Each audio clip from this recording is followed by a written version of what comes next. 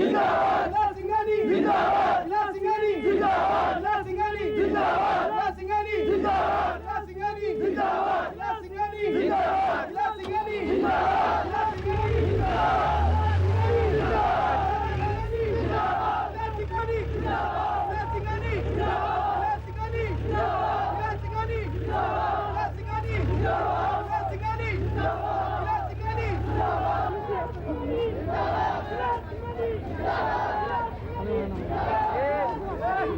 लाल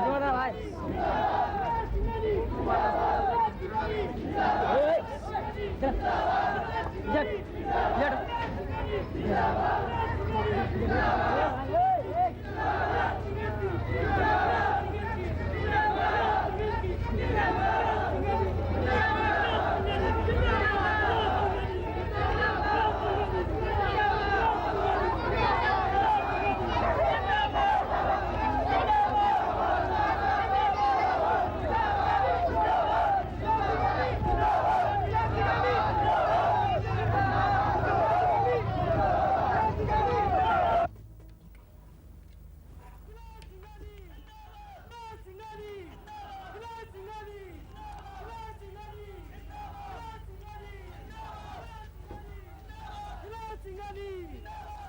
सिंघानी सुन रही हो? सारा धर्मपुर एक ही नारे से गूंज रहा है, इलाज सिंघानी जिंदाबाद, इलाज सिंघानी जिंदाबाद। सुन रही हूँ और तुम्हें खुश देखकर मुझे भी बहुत खुशी हो रही है। खुशी बढ़ाने चलती हो? क्या मतलब? मेरा मतलब था कि जुलूस देखने चल रही हो? ना बाबा ना, मुझे तो भीड़ से बहुत डर लगता है। मैं छत पर से देखूंगी। अच्छा ठीक है, मैं भी छत पर से देखता हूँ। वो जतिन नहीं दिख रहा है? वो भी वही प्रोसेशन में शामिल हुआ होगा। चलिए। आओ।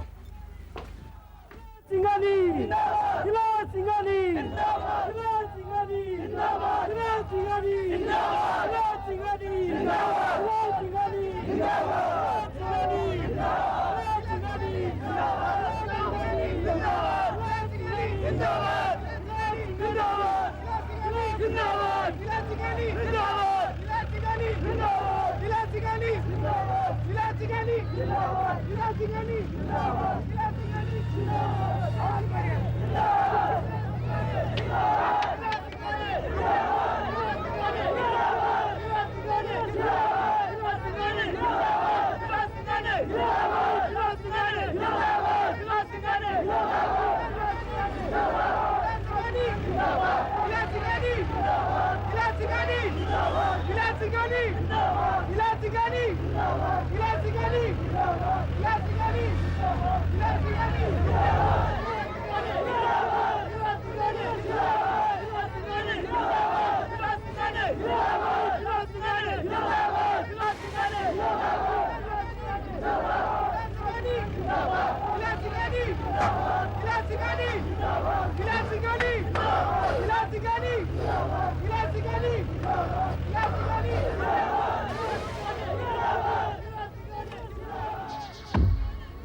पटाखा नहीं चला ना, चलेगा भी नहीं। कर्नल साहब आप? हाँ मैं। निर्मल देव, जो बम तुमने जीप में लगाया था ना, वो नकली था, मैंने बदल दिया था। असली बम ये है।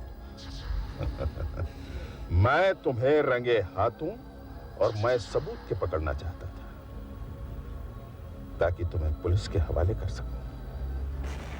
पुलिस स्टेशन चले? अच्छा चले? हाँ। हिले तो खोपड़ी उड़ा दूंगा।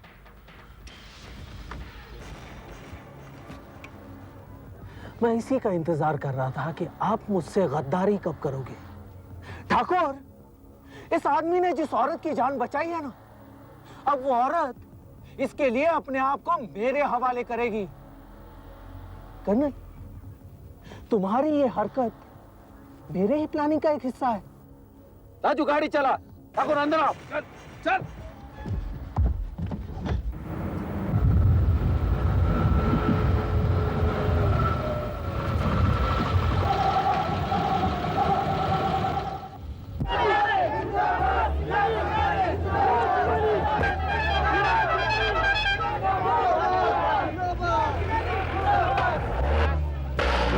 सबके जीप में बम रखा हुआ है। जल्दी जल्दी कीजिए, जल्दी उतरो। भगवान का लाख लाख शुक्र है कि हम सब सही सलामत हैं, वरना कोई कसर नहीं रखी थी। क्या राजनीति रह गई आजकल की, कोई असूल कोई समझ में नहीं आता।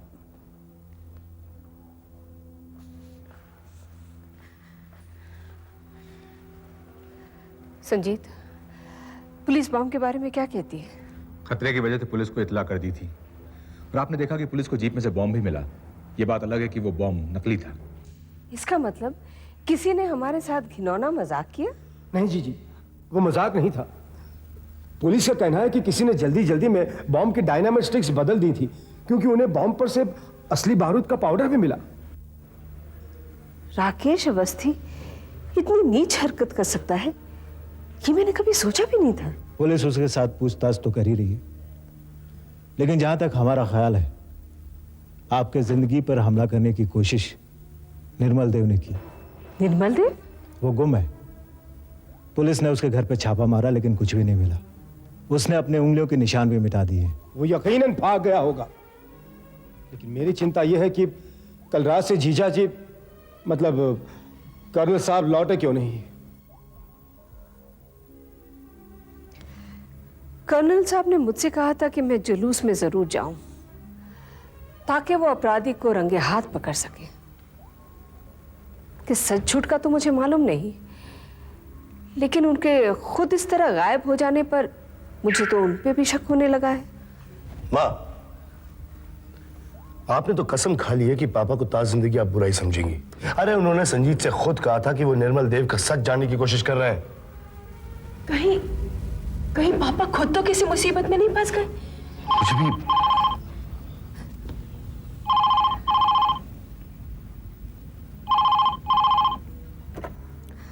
हेलो, ईला सिंघानी, मैं बोल रहा हूं। पहचाना? मैंने तो तुम्हें उड़ाने का पूरा बंदोबस्त कर लिया था, लेकिन तुम्हारे इस कमबख्त हस्बैंड ने ऐन वक्त पे आके तुम्हारी जान बचा दी, और खुद मेरे तुम निर्मल देव यानी निम्मा, मेरे मालिक मुझे इसी नाम से जानते हैं। वो अंग्रेजी में कहते हैं ना, रोज is a rose is a रोज। ऐसे ही अगर सांप को कोई दूसरा नाम दो तो भी वो सांप ही रहेगा, नहीं? मुझसे क्या चाहिए? सब कुछ तो मुझे तुमसे ही चाहिए ईला सिंघानी। तुम्हारी किसी भी बेहुदा डिमांड में मुझे कोई दिलचस्पी नहीं है। कर्नल साहब तुम्हारे पास है, अपने पास ही रखो। लेकिन हां, एक बात जरूर जानना चाहूंगी, तुम्हारा मालिक कौन है? यानी तुम किसके हुक्म के गुलाम हो? बहुत अच्छा सवाल है। मैं भी अपने बारे में तुम्हें सब कुछ बता देना चाहता हूं, ताकि तुम्हें यह पता चले कि हमारा सच तुम्हारे लिए कितना खतरनाक है। ईला सिंघानी, मैं उस बिरादरी से ताल्लुक रखता हूं जो गुलामी पर फक्र करते हैं। हम गुलाम को गुलाम नहीं, वफादार कहते हैं, और मैं वफादार हूं। मैं वफादार हूं प्रिंस जोगी का, जो अब नहीं रहे, प्रिंस भुवनेश का, जो जिंदा है, और उनकी जागीर यानी बल्दानिया की रियासत मैं तुमसे लेकर उन्हें वापस करूंगा। निर्मल देव, तुम गलत आदमी उठा ले गए। उस कर्नल के लिए मैं तो एक दमड़ी भी नहीं दूंगा। औरत, पहले मेरी बात पूरी सुन। तुम्हारा कर्नल मेरे सामने बंधा बैठा है। उसके छाती पे वो बम सज रहा है जो तुम्हारे लिए बनाया गया था, और उसका रिमोट मेरे हाथ में है। तुम ये कह सकती हो कि तुम्हें अपने पति की कोई परवाह नहीं है, लेकिन हिंदुस्तानी औरत की साइकोलॉजी जितनी मैं समझता हूं ना, उतनी शायद हिंदुस्तानी औरत खुद नहीं समझती। तुम ये सोच सकती हो कि मैं कर्नल को मार के तुम्हारा भला ही करूंगा, इसलिए 48 घंटे का वक्त मैं तुम्हें देता हूं, यानी 2 दिन और 2 रातें। एक बात और, कर्नल को छोड़े हुए तुम्हें 26 साल हो गए हैं, इसलिए तुम्हारा यह सोचना जायज है कि उसके मर जाने के बाद तुम्हें कोई फर्क नहीं पड़ता। तुम सुहाग की बिंदी भी नहीं लगाती हो, तुम मांग में सिंदूर भी नहीं भरती हो। पति जब जिंदा होता है ना, तब तुम जैसी औरतों को ऐसा करके एक अजीब अमानुषिक सुख मिलता है, लेकिन मांग जब सचमुच सूनी हो जाती है, तब पति की कमी काटने लगती है। 48 घंटे में मैं तुम्हें 3 बार फोन करूंगा। पहला फोन तो कर चुका, अब 11 बजने में 5 मिनट है। ठीक 24 घंटे बाद मैं तुम्हें दूसरा फोन करूंगा। और ईला सिंघानी, तीसरे फोन के बाद तुम विधवा हो जाओगी। इडियट, जाहिल।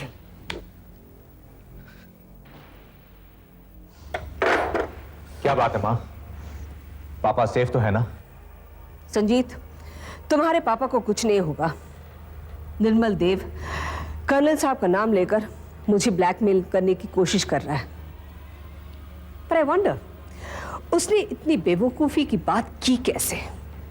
48 घंटे में 3 बार फोन करेगा। अरे 3 बार तो क्या, 30 बार भी फोन करेगा तो मैं उसके जाल में फंसने वाली नहीं। लेकिन मां, आप ये क्यों भूल रही हैं कि पापा की ही वजह से आप उस बॉम्ब से बच गई? निखिल, इस नाटक का असर तुम पर हो सकता है, मुझ पर नहीं। और फिर किसे मालूम कि ये सब तुम्हारे पापा ही करवा रहे हो। अंकल, आप कमिश्नर साहब से मेरी बात करवा दीजिए। उस जोगी को तो मैंने रास्ते का भिखारी बना दिया था। इन दोनों की हैसियत क्या है? इन दोनों की मक्कारी का पर्दा मैं हटा कर ही रहूंगी।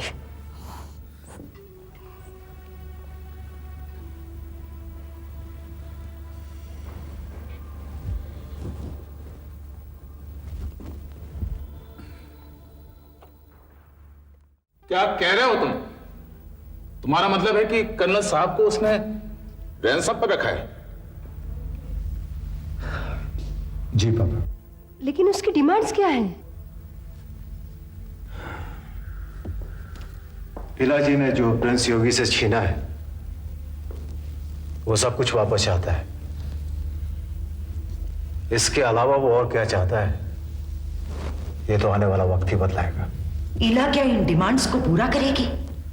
आप क्या कहते हैं? यह भी वक्त ही बताएगा, लेकिन किस्मत और हालात की आयरनी यह है कि इला पहली बार फंसी है। लेकिन बाबूजी, हालात तो एक बार पहले भी ऐसे ही पैदा हुए थे, लेकिन उसमें से भी इलाजी बच निकली थी। इसीलिए तो कहता हूं कि इला पहली बार फंसी है। जिस आदमी की वो कुछ वैल्यू लगाती ही नहीं, उसके लिए वो कुछ भी करेगी तो उसकी कीमत ही नहीं, उसकी कदर भी बढ़ाएगी। और ये इला कभी नहीं करेगी।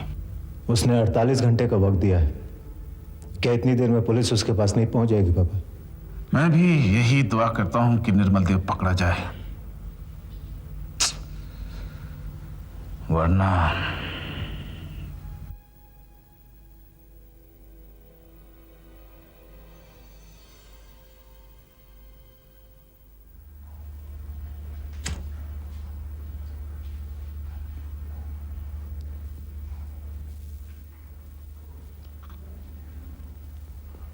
कर्नल साहब,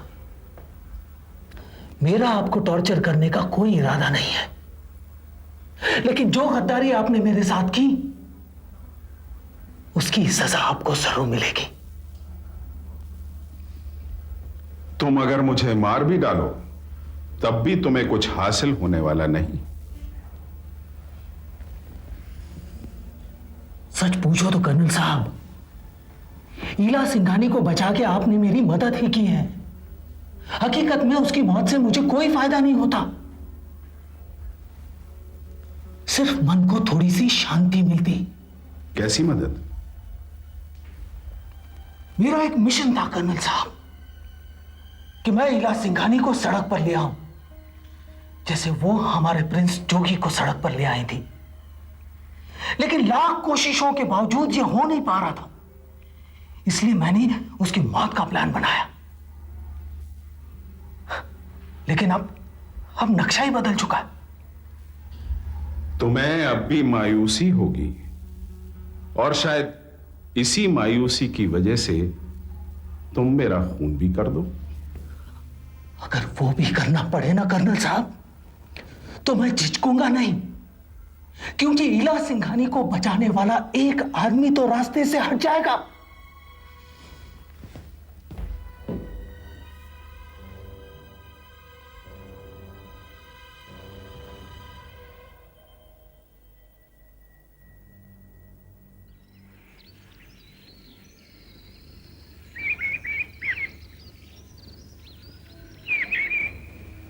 माँ, क्या सोच रही हैं आप? कुछ नहीं सोच रही हूँ, जंगल देख रही हूँ, हवा सुन रही हूँ। वो पंछी देख रहे हो कैसे एक दूसरे के पीछे उड़ान भरते हैं, चहचहाते हैं। जिंदगी ऐसी होनी चाहिए, आजाद, उन्मुक्त। माँ, इन पंछियों की कोई सोसाइटी नहीं होती। इनमें ना तो कोई होटल का मालिक होता है और ना ही कोई निर्मल देव। भाई बहन, माँ बाप, ऐसा कोई रिश्ता नहीं होता इनमें। लेकिन हम जिस समाज में रह रहे हैं वहां क्रिमिनल्स भी होते हैं और रिश्ते भी। इसलिए तो यहाँ खड़ी सिर्फ उन्हें देख रही हूं। उन्हें जितना आजाद पाती हूं, उससे अपनी कैद का एहसास और भी गहरा हो जाता है। माँ, हम जिन सामाजिक बंधनों में जकड़े हुए हैं उसमें एक दूसरे की मदद करना हमारा फर्ज बन जाता है। हमें किसकी मदद करनी चाहिए?